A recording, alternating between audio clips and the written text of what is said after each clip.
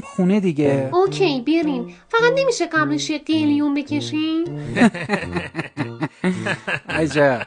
حالا بچه ها شام امشب رو دوست داشتین؟ آره خوب بود، دستتون درد نکنه. بهتون خوش گذشت؟ آره ممنون. ما اغلب اوقات پاتوقمون همینجاست. ما فقط جای لاکچری میریم. خدمت شما قربان.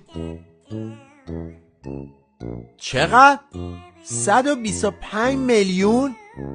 این اشتباه نیست؟ خیر قربان، درسته. چه خبره بابا، مگه ما چی خوردیم؟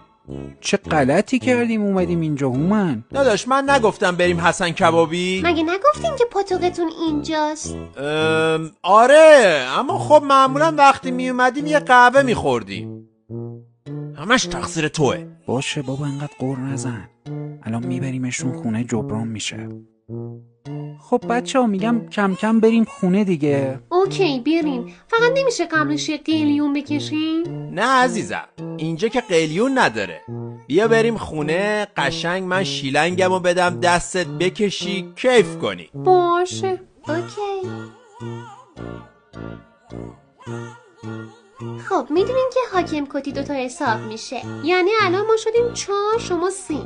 میگم بچه ها شما خوابتون نمیاد؟ نه ولی اگه شما خوابتون میاد ما بریم که شما هم بخوابیم. بریم؟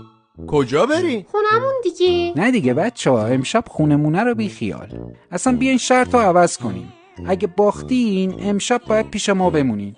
قبوله؟ نه بابا دیگه چی، همینمون مونده. مگه چه اشکالی داره خب؟ شما در مورد ما چی فکر کردیم؟ ما فقط 2 ماه با شما آشنا شدیم، حالا چون 2-3 بار باهاتون رستوران رفتیم که دلیل نمیشه پیشتون بمونیم. ای بابا حالا چرا فاز میگیرین؟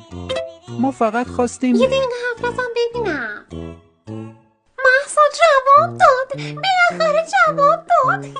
وای باورم نمیشه، فرید پیف باف پیج اصلیشه. آره ببین چی نوشته. وای باورم نمیشه. لوک میفرستم شب بیاد پیشم بخواب. وای آره باورت میشه. تو رو خدا بهش بگو منم بیاد.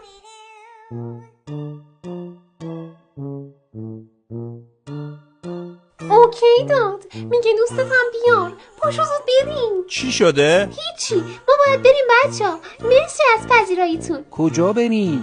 کارتون قشنگ نیستا. فرید پیفاف کدوم خریه؟